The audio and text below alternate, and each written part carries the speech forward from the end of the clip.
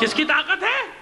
امام کی طاقت. اور امام کی طاقت جس کی پشت پناہ ہو جائے پھر وہ کمزور کب رہتا ہے؟ وہ چھوٹی طاقت کب رہتی ہے؟ نہیں، سب سے بڑی طاقت وہی ہے جس کی پشت پر امام زمانہ کا ہاتھ ہے.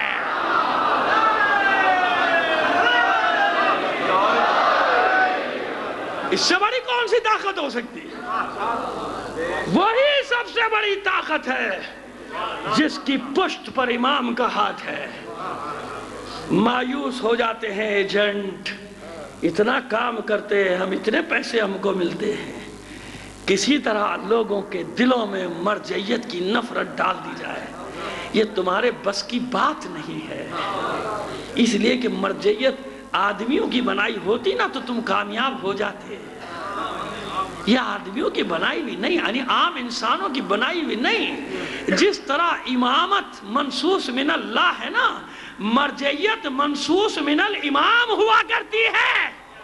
تو امام جس کو اپنا نائب بناتا ہے نا، اس کا دفاع بھی خود ہی کرتا ہے. جس کو امام اپنا نائب بناتا ہے دفاع بھی کرنا جانتا ہے. تو اب آپ نے دیکھا مرجعیت کی طاقت کیا ہے. آج کون ٹکرا رہا ہے باطل سے؟ مرجعیت. یہ سنگ و خشت مقید ہے اور سگ آزاد ہے. کتنے آزاد پھرا کریں، ان کے غو کرنے سے کچھ نہیں ہوتا. کیوں؟ پشت پر امام کا ہاتھ ہو. جن طاقتوں کے ان کو کہے گی، ہمیں کہے گی. امام کے سپاہی وہ ہیں جو وقت کی فرعونی اور یزیدی طاقتوں کے مقابلے میں علم حق بلند کر رہے ہیں. اگر واقعی امام کے سپاہی ہو تو پھر نکلو اور فریضہ ادا کرو اور وقت کے فرعونوں کی آنکھوں میں آنکھیں ڈالو. تم نہیں ڈال سکتے، تم نہیں ڈال سکتے، کیونکہ تمہارا کام ایک ہی ہے، ہمارے اندر دراڑیں ڈالنا. دوسرا کام نہیں ہے تمہارا، اور یہ بھی نہیں ہو سکتا. کتنی ہی مختصر جماعت کیوں نہ ہو، حق والوں کی وہ جانتے ہیں کہ کامیابی ہماری ہے. جب ہی تو جلتے ہیں دوسرے، یہ انہیں اچھا سیکھ لیا ہے. کوئی ڈر نہیں. میں تو ان کے بارے میں ڈرتا ہوں کہ جو زبانیں کھولا کرتے ہیں 1.5 2 انچ کی مرجعیت کے خلاف، ان مجاہدوں کے خلاف جو سامراج کے خلاف ڈٹے ہوئے ہیں، ان کے خلاف زبانیں کھولتے ہو. مجھے نہیں معلوم کیا مدن ایسا کرتے ہو یا سادہ لوہی میں ایسا کرتے ہو، اب بھی نظر نہیں آتا. یہی تو ہیں جو شیعت کی عزت، یہی تو ہیں جو تمہیں عزت دے رہے ہیں، یہی تو ہیں جو تمہیں سر بلند کر رہے ہیں دنیا کی قوموں میں. انہی کا کردار ہے کہ اگر ڈرتے ہیں تو صرف اسی سے ڈرتے ہیں اور کسی سے نہیں ڈرتے. کہتے ہیں بھائی یہ خطرناک لوگ ہیں، ان کے علماء بہت خطرناک ہیں، ان کے مراجع خطرناک ہیں. ہم ان مراجع کرام اور علماء اعظام کو دیکھتے ہیں کہ جو اہل بیت اطہار علیہ السلام کی تعلیمات میں ڈھلے ہوئے، ان کی تعلیمات کے اوپر عمل کرتے ہوئے دین اہل بیت اطہار علیہ السلام، وہ فکر جو اہل بیت اطہار علیہ السلام نے پھیلائی، جو در حقیقت نبی اکرم کی فکر ہے اور اللہ تعالیٰ کی فکر ہے، مراجع کرام اس فکر کا دفاع کرتے نظر آتے ہیں.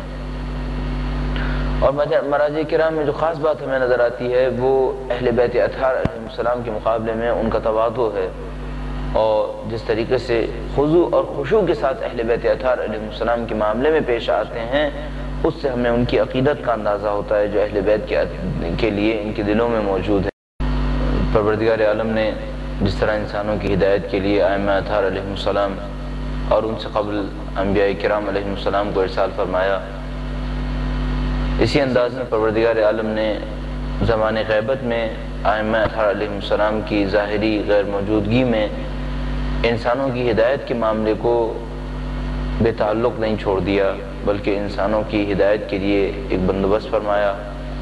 اور وہ بندوبست یہ تھا کہ جو لوگ اہل بیت اطہار علیہ السلام کی تعلیمات سے بہت اچھی طرح واقف ہوں، ان کی احادیث کے بارے میں مہارت رکھتے ہوں، ان کی تعلیمات کو سمجھنے والے ہوں، یہ افراد انسانیت کی رہنمائی کریں.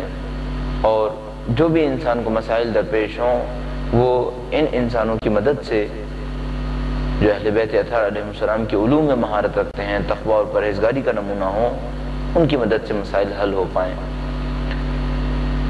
اہل بیت اطہار علیہ السلام نے اپنی حیات طیبہ ہی میں اس بات کا اعلان فرما دیا تھا، لہذا کہیں پر تو ایسا ہوا کہ کوئی شخص کسی دور دراز شہر سے امام معصوم کی خدمت میں پہنچا اور اس نے کہا کہ اے امام، آپ کی غیر موجودگی میں کن لوگوں سے رجوع کیا کروں تاکہ اپنے مسائل